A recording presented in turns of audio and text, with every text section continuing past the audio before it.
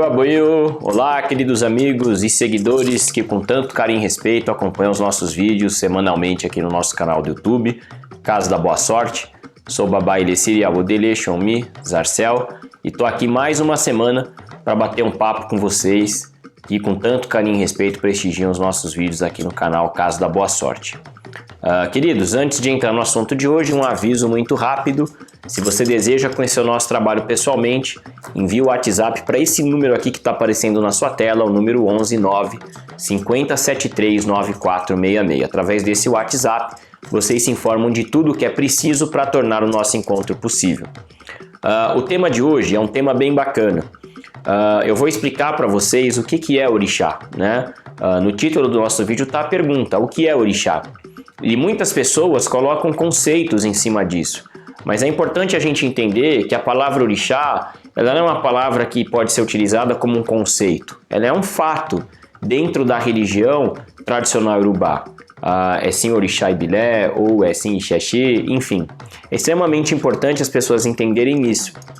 Por quê? Se a gente começar a alterar o significado dessa palavra, ou chamar de orixá o que não é orixá, ou falar que um orixá não é orixá, a gente vai acabar muito mais confundindo do que esclarecendo. E a finalidade do vídeo de hoje é levar para vocês essa informação. Em primeiro lugar, o que os iorubás denominam como orixá? Orixá, para o povo iorubá, são seres espirituais criados diretamente pelo próprio Olodumare, com a finalidade de interagirem e de servirem como intermediários entre o mesmo e toda a sua criação no mundo visível. Portanto, Olodumare, o Ser Supremo do Orum, ele criou os orixás e depois delegou aos orixás, a cada um deles, a sua força e a sua sabedoria para que esses pudessem complementar a criação do Olodumare. Dessa forma, um exemplo, Olodumare criou o orixá chamado Obatalá. Por sua vez, delegou a esse orixá a missão de criar o mundo físico, que nós chamamos de Aie, e também delegou ao mesmo a função de moldar o corpo humano, para que o próprio Olodumare pudesse animar o corpo dando o sopro vital que nós chamamos de Emi. Assim sendo, Obatalá, então, é chamado de Ibikedi Olodumare ou Enikedi Olodumare, que significa o segundo em importância depois do próprio Deus. Porém, Olodumare criou vários outros orixás. Esse número é incontável. Mas eu posso dar exemplo, o orixá da sabedoria, Orunmilá, o orixá da comunicação e do movimento, da ordem, Exu, o orixá do desenvolvimento, Ogum, o orixá da prosperidade, Adi, o orixá da água do rio, que nós temos tanto Oxum, Iemoja, Obá, Iewa, e vários outros orixás, como Xangô, enfim, são várias as divindades do panteão iorubá que nós chamamos de orixá. Porém, todas as forças que nós cultuamos na religião tradicional iorubá são orixá? Não. Existem forças que, por um exemplo, nós denominamos como Irumolé ou Igbamolé. E você tem Irumolé que podem ser orixá, ou seja, eram seres espirituais que tiveram reencarnação na Terra, viveram sobre esse mundo e depois retornaram ao Orum, né? Mas você tem Irumolé que não é orixá, mas que é um ser divinizado e que, portanto, é cultuado pelos seres humanos, como é o caso de Odudua, né? O ancestral mítico do povo iorubá. Nós temos também o que nós chamamos de Ébora. Nós temos orixá que são exaltados como Ébora. Por exemplo, Exu, Ébora Tchundialatopa, é um oriki de Exu, né? Nós temos Ogum, que é falado aquele Ébora que se cobre com sangue e fogo. Nós temos Oxum Iemoja, que é chamada aquela Éborá que vive no fundo do rio. Mas essa expressão Ébora, ela é extremamente importante de ser compreendida como elementos que estão ligados a alguma força da natureza. Então você tem Ébora que não é orixá, mas você tem orixá que é Ébora. E é extremamente importante compreender isso. Tal como você tem Irumolé que não é orixá, você tem orixá que é Irumolé, como é o caso de Oxaoguian ou Orixá Oguirinian, como eu já falei aqui num vídeo que já foi disponibilizado no nosso canal do YouTube. É uma manifestação de Obatalá, ou seja, é um ser humano que viveu na Terra e que nós acreditamos que é a reencarnação do espírito do Orixá Obatalá, mas que por ter vivido na Terra é denominado também de Irumolé. É algo confuso essa questão, Orixá, Irumolé, Igbamolé, Ébora, mas é importante que as pessoas compreendam que eles possuem relações e que são diferentes, mas que dentro de um você pode ter dois, como é o caso de Exu, que é tanto um orixá, como também é exaltado como Ébora. Ébora tinha um dia ela topa, né? E isso não gera nenhum conflito.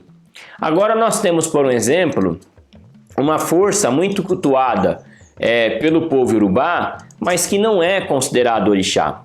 E aí eu peço licença aqui para dizer, por um exemplo, Yami Oxorongá, o poder feminino que rege o mundo, elas não são consideradas pelo povo Yorubá orixá. Por isso que em muitas tradições, em muitas famílias e regiões da terra Yorubá, elas não possuem assentamento e nem processo iniciático semelhante ao dos outros orixás.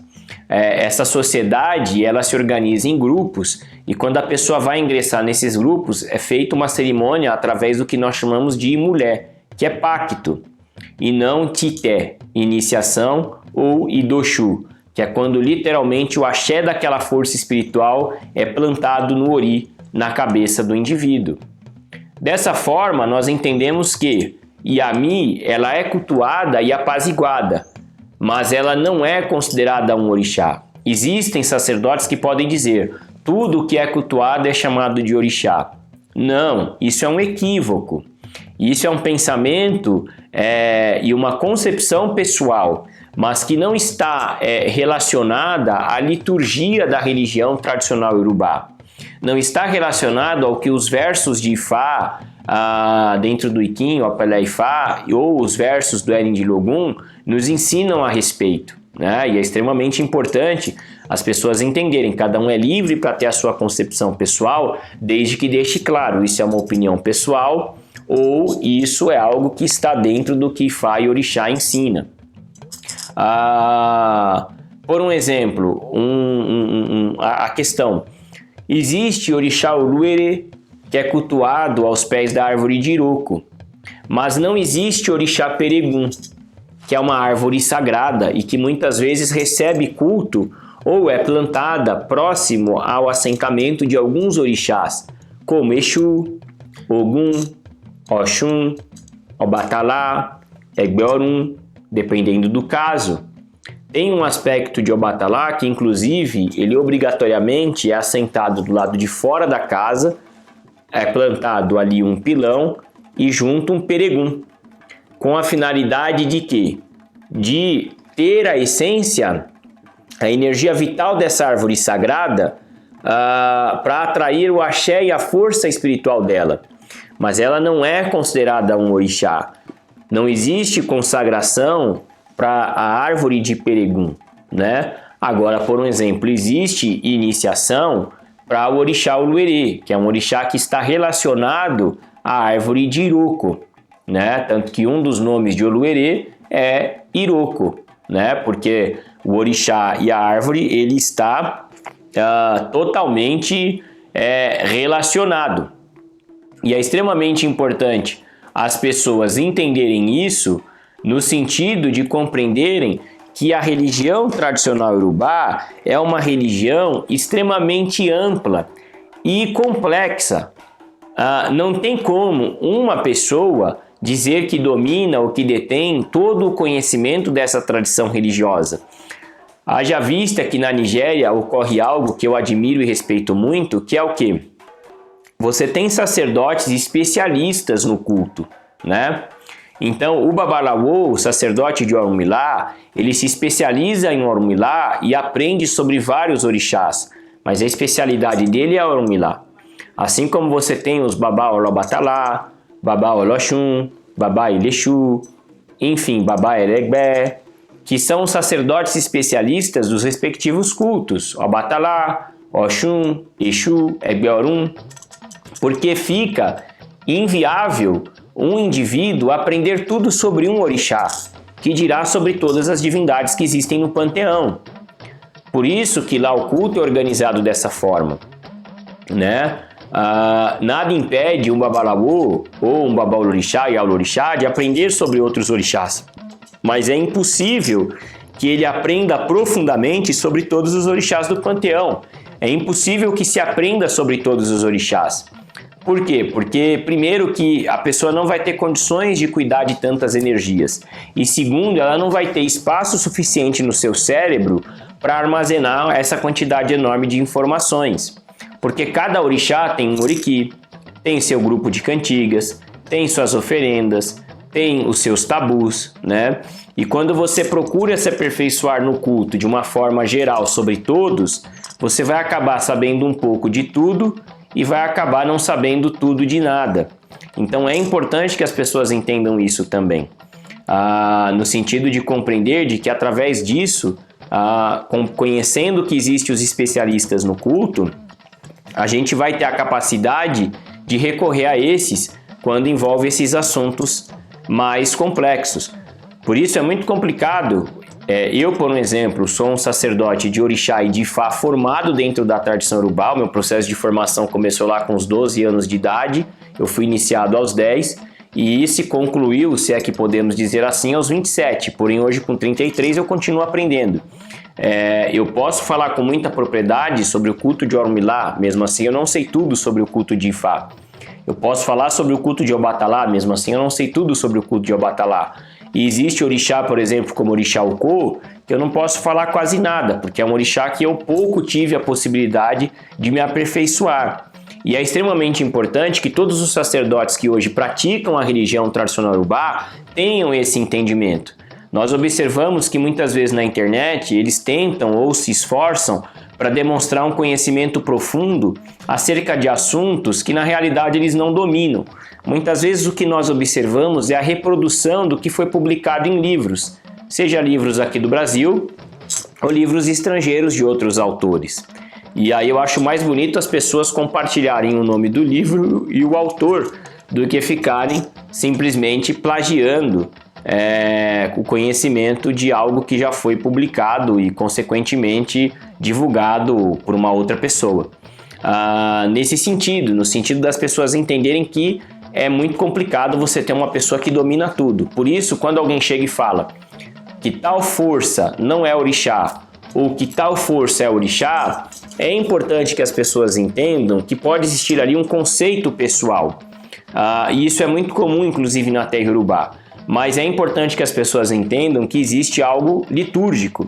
O fato da religião tradicional urubá não ter uma Bíblia, ou um Alcorão, ou uma Torá, um livro escrito, não significa que ela tem conceitos livres. Não. Existem conceitos e fatos, e um está relacionado ao outro. E um sacerdote precisa e deve ter o compromisso e a responsabilidade de, quando compartilhar uma determinada informação, deixar claro o que é opinião pessoal, o que é aprendizado familiar e o que é um fato, de fato, dentro da liturgia do culto, para que as pessoas tenham a capacidade de compreender o que está sendo falado. Então, a finalidade do vídeo de hoje foi explicar para vocês que assistiram a respeito da questão do orixá. Existem vários orixás, assim como existem vários Irumolé, vários Igbamolé, assim como existem vários Ébora. E muitos estão relacionados, e você tem orixá que pode ser Irumolé, como você tem orixá que pode ser Ébora, assim como você tem Irumolé que não é orixá e Ébora que não é orixá, e isso precisaria de uns 20 vídeos aqui no canal para a gente poder ainda interagir e falar mais a respeito. Mas o importante é deixar claro que, dentro da religião tradicional urubá, As divindades que nós cultuamos são separadas nessas e algumas outras denominações. Porque nós, na religião tradicional Yorubá, cultuamos os orixás, que são seres divinos, nós cultuamos Irumolé e Igbamolé, que são seres que foram divinizados, ou seja, pessoas, seres humanos que tiveram feitos históricos e míticos tão importantes que passaram a ser cultuados como divindade, alguns até atingiram status de orixá, outros não. Nós temos Ébora, que são, de certa forma, forças da natureza, ou semelhante ao que nós denominamos como elementais, e nós temos os ancestrais, os nossos ancestrais, os nossos antepassados. E além disso, nós também prestamos culto ao nosso grupo espiritual, que também não é orixá. Me agride muito quando eu vejo alguém falando: fui iniciado no orixá Egbé. O orixá da alegria é orixá Egbé. Egbé não é um orixá. Egbé-Orum não é um orixá. Egbé-Orum, como o nome diz, é o nosso grupo do plano espiritual. E, portanto, ele não é um orixá. Você tem dentro desse grupo seres divinos como Diagumerê, Yalodê, Eleco, que também são denominações de grupo, que são cultuados como divindades com a finalidade de nos aproximar da nossa família espiritual. Mas Egbé-Orum também não é orixá. Então, a religião tradicional Yorubá, ela presta culto para Yami-Oxorongá, que são as forças femininas que regem o planeta Terra. E nem por isso podem ser denominadas como divindades, embora esse culto tenha relação com o culto dos orixás femininos, mas é algo independente. Então é importante as pessoas entenderem e compreenderem isso, e eu acredito que através desse vídeo a gente pôde começar a desvendar um pouco dessas questões que às vezes acabam sendo um pouco obscuras, tá bom? Queridos, é isso. Quero agradecer a cada um de vocês pelos olhos e pelos ouvidos atentos. Até os próximos vídeos. Um grande abraço. Irio. Tchau, tchau.